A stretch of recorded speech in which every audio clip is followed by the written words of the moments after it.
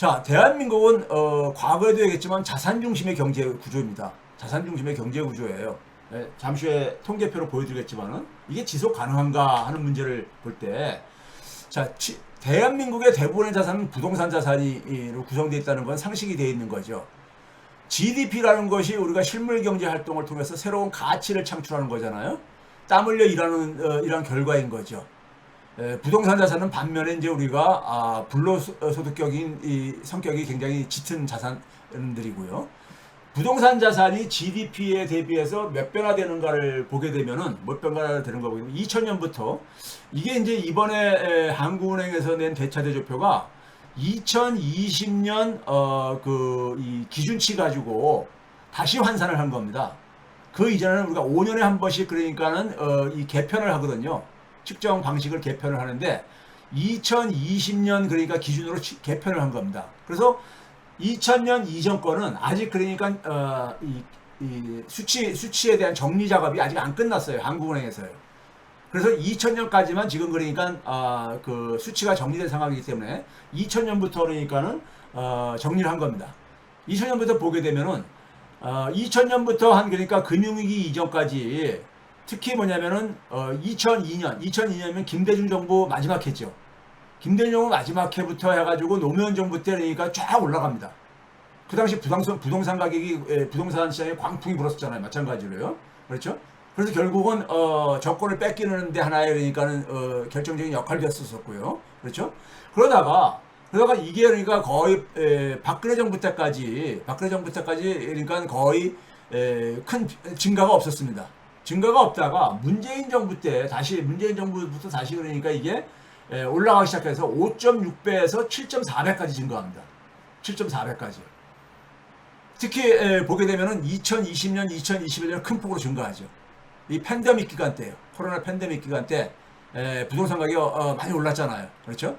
그래가지고 2020년, 21년 이 기간 때예요. 그래가지고 7.4배까지 올라갔다가 이게 지난 2년 동안에 부동산 가격이 꺾이면서 그러니까 7.0배 정도까지 이렇게 지금 꺾여 내려오는 상황인데 그래도 2000년대 초에 비해 가지고는 굉장히 높은 수준이죠. 굉장히 높은 수준인 겁니다. 그러니까 부동산 자산이 GDP에 대해서 이렇게 배수가 크다는 얘기는 결국 뭡니까요? 부동산 자산의 가치 증가 속도가 GDP 증가 속도보다 훨씬 더 빠르다는 얘기죠. 그렇죠? 그러니까 부동산에다가 돈을 투입하는 것이 실물 경제에다 투자를 하는 것보다도 훨씬 더 그러니까는 돈을 벌기 쉬웠다는 얘기인 거죠. 그렇죠? 그런 점에서 우리나라는 자산 중심 경제 구조라는 얘기인 겁니다. 자산 중심 경제. 특히 뼈아픈 것은 뭐냐면은 우리가 우리나라 민주정권에서 노무현 정권과 그다음에 우리가 김대중 정부는 일부가 그러니까 앞에 잘려서 평가를 이걸로 하기 좀 힘들지만은 하여간 노무현 정부하고 문재인 정권에서 그러니까는 부동산 자산 가치가 크게 증가했다. 이건 굉장히 뼈아픈 부분입니다. 우리가 인정할 수밖에 없는 부분들이죠. 그 다음에 이제 우리가 순자산을만 기준으로 볼 때, 그러니까 부채를 제외하고 순자산을 여기는 이제 그러니까 우리가 금융자산도 포함된 거죠. 금융자산도 그러니까요. 근데 부채를 제외한 거죠.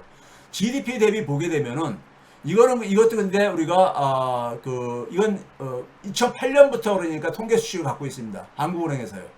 2008년도부터요. 금융위 이후부터요. 그러니까요. 근데 이것도 보게 되면은 문재인 정부 때 이게 또 그러니까는 빠르게 증가합니다. 당연히 그러니까 부동산 자산 가치가 증가하다 보니까는 그 결과인 거죠. 그 결과인 겁니다. 순자산으로 보려도 그렇다는 얘기고요. 그 다음에 이제 구체적으로 봐가지고요. 지난 23년간, 2000년부터 23년간에 그러니까는 국내 부동산 자산 가치가요. 얼마가 증가했느냐 하면은 1경 4천조 정도가 증가했습니다. 1경 4천조면은요. 금액이 잘 감이 안 오죠. 네? 금액이 감이 안 오잖아요. 그렇죠? 이게 1조 원에 그러니까는 14,000배 정도가 된다는 얘기인 거니까요. 1조 원이 그러니까 14,000개 정도 있다는 얘기인 거니까요. 예? 1경 4천조 정도가. 근데 GDP는 한 1,725조 분이 안 증가했어요. 그러니까 부동산 자산이 그러니까는 거의 한 8배 이상을 증가한 거예요. 8배 이상이요. 그럼 이러한 상황 속에서는 누가 땀 흘려 일하고 싶겠어요? 다 부동산에다 그러니까는 부동산에 올인을 하고 싶지요. 그렇죠? 그런데 이제 우리가 앞에서 봤듯이 민주정부에서 그러니까는 이 부동산 자산 가치가 크게 더 올라갔다 이거예요. 예? 그게 물론 그 당시에 글로벌 그러니까 경제 환경들, 금융 환경들하고도 관련돼 있지만 어찌됐든 간에 그렇다는 얘기인 겁니다. 그러면 우리가 되게 부동산 자산에 투자 안 한 사람들은 굉장히 소외감과 굉장히 분노를 가질 수밖에 없죠. 이거는 그러니까 우리가 교훈을 얻어야 될 부분입니다. 이 고리를 끊어야 되는 거예요. 그 연평균 증가율도 보게 되면은 부동산 자산은 연평균 8%씩 증가했어요. GDP는 5.7%씩 증가했고. 그 자연히 그러니까는 이게 이런 상황 속에서 누가 그러니까 수익률이 8%였다는 얘기예요.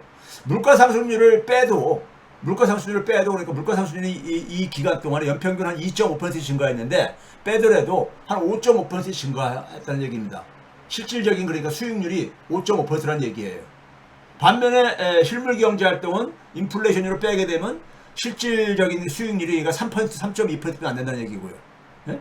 그럼 이런 상황 속에서 누가 그러니까는 실질적인 가치를 만드는데 돈을 투자하고 싶겠냐고요. 예? 이거는 그러니까 사실은 이러면서 그러니까 부동산에 투자하지 말라고 얘기할 수가 없죠. 근데 가계만을 보게 되면은 가계도 우리가 비슷합니다. 가계도 그러니까는 국내 전체하고 비슷해요. 예? 가계 부동산 자산이 이 기간 동안에 거의 한 8천조 원 정도가 증가했어요. 7,900조 정도가 증가했는데 반면에 가계가 처분 가능한 소득은 한 854조 원 정도. 거의 그러니까 소득의 9배 이상이 그러니까는 부동산 자산이 증가했다는 얘기인 겁니다. 부동산 자산이요. 가계소득 증가율은 GDP 증가율보다 낮아요. 우리나라는요. 예? 가계소득으로 그만큼 그러니까 많이 안 돌아간다는 얘기인 거죠. 자, 어찌됐든 간에 9배 이상 그러니까는 증가한 거예요. 가계도 그러니까 부동산 자산이요. 이런 상황 속에서는 가계들이 대부분이 그러니까는 부동산 투기를 할 수밖에 없죠. 부동산 투기를 부추기는 사회입니다. 우리 사회는요. 네? 현실적으로 지난 23년 동안에 보게 되면요. 기업도 한번 봐보세요. 기업도 보게 되면은 기업은 투자를 해가지고 돈을 벌어야 되는 건데 예? 기업도 부동산 자산은 이 기간 동안에 3,256조 원이 증가했고 기업의 그러니까 영업이익하고 비슷한 개념입니다. 예? 비슷한 개념인데 약간 조금 차이가 있지만은 292조 원 정도 증가했거든요. 11배 이상, 11배 이상이 그러니까는 부동산 자산이 증가했습니다. 그러니까 기업도 그러니까 땅 투기를 할 수밖에 없죠. 땅 투기를요. 예? 지금 뭐냐면 대한민국 경제는 땀 흘려 일하고 새로운 실질적인 가치를 만드는, 부가가치를 만드는데 사람들이 관심을 가질 수가 없어요. 왜 그러냐? 부동산 자산에 투자하는 것이, 돈을 투입하는 것이 훨씬 더 그러니까는 남는 장사이기 때문에. 그게 통계 수치로 보여주고 있는 겁니다. 네? 통계 수치로요. 이거를 우리 사회 속에서 방치하게 되면요. 대한민국 사회는 희망이 없습니다. 희망이 없어요. 그러니까 모든 사람들이 그러니까 부동산 가격에 대해서 그러니까는 모두가 다 거기에 그러니까 매몰되는 이유도 여기에 있습니다. 국내 실질 부동산 자산 가치의 변화 추이입니다. 변화 추이예요.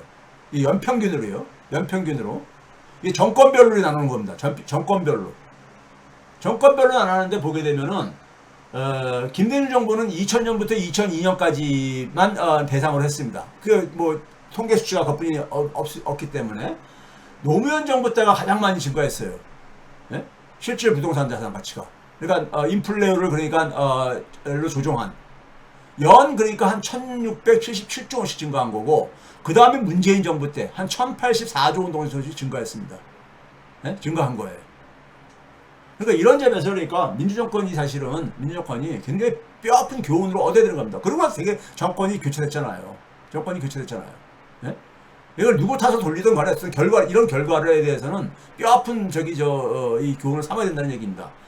그 다음에 주택가격만을 놓고 볼 때 대부분 국민들은 부동산 하게 되면 주택으로 우리가 이미지가 되어 있기 때문에 주택가격으로만 보더라도 마찬가지입니다. 주택가격을 보게 되면 단점 순위가 바뀌죠.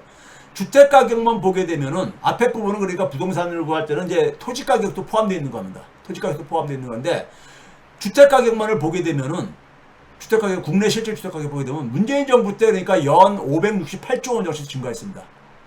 568조 원. 예? 두 번째가 노무현 정부 때 257조 원씩 증가했고요. 예? 그러니까 이런 점에서 그러니까는 사실 결과론적으로 그러니까는 여기에 대해서 그러니까 사실 뼈아픈 반성을 할 필요가 있다는 얘기인 겁니다. 이거 하지 않으면은 지난 23년 동안의 역사는 되풀이될 수밖에 없어요. 되풀이될 수밖에 없습니다. 그 다음에 이제 국내 실질 GDP 추이를 보게 되면요. 국내 실질 GDP 추이를 보게 되면은 이것도 한번 봐보세요. 김대중 정부 때하고 박근혜 정부 때가 좀 비슷하고 연평균으로 봤을 때니까요. 실질 GDP 추이가. 그리고 노무현 정부하고 문재인 정부가 좀 비슷하고 이건 뭐 시간이 가면서 꺾일 수 있지만 박근혜 정부가 제일 높잖아요. 예? 이것도 그러니까 사실은 그러니까는 그 뼈아프게 생각해야 되는 부분이에요. 부동산으로 돈이 다 가니까 부동산으로 돈이 다 가고 그러니까 이렇게 되는 겁니다. 가계의 실질 부동산 자산의 가치의 변화 추이를 봐봅시다. 가계들만의 그러니까는 실질을 보게 되면 문재인 정부 때 656조 원씩 1년에 656조 원씩 증가했다는 얘기인 겁니다. 부동산 자산 가치가. 실질 가치로요. 그러니까 인플레이를 조정한 물가 상승률을 뺀 거죠. 그러니까요. 그 다음에 노무현 정부 때가 401조 원. 이 수치를 그러니까 우리는 뼈아프게 인정을 해야 돼요. 자, 뒤에서 좀 얘기를 하고요. 반면에 가계가 쓸 수 있는 소득. 가계가 쓸 수 있는 소득은 한번 봐보세요. 보시게 되면은 이것도 박근혜 정부 때가 제일 높잖아요. 이 이유 중 한 가지가 뭔지 아세요? 기초연금 도입이에요. 기초연금 도입입니다. 기초연금이 제가 뭐랬습니까? 사회소득 중에 하나라 했잖아요. 네? 보수 정권은 자기들 정권 과학에서 이런 걸 해요. 해. 민주당 정부가 그러니까 이명박 정부 때만 높지만은 박근혜 정부 때만 낮았잖아요. 예? 자, 그 다음에 기업을 보게 되면은 부동산 자산이 가장 많이 오른 건 마찬가지로 문재인 정부 때가 제일 첫 번째고 연평균이요. 그 다음에 노무현 정부 때고, 노무현 정부 때고요. 이렇게 순서가 돼 있잖아요. 그렇죠? 문재인 정부 때 심지어 뭐냐면 기업의 영업잉여는 마이너스를 기록했었습니다. 마이너스 기록했어요. 연 평균으로요. 그러니까.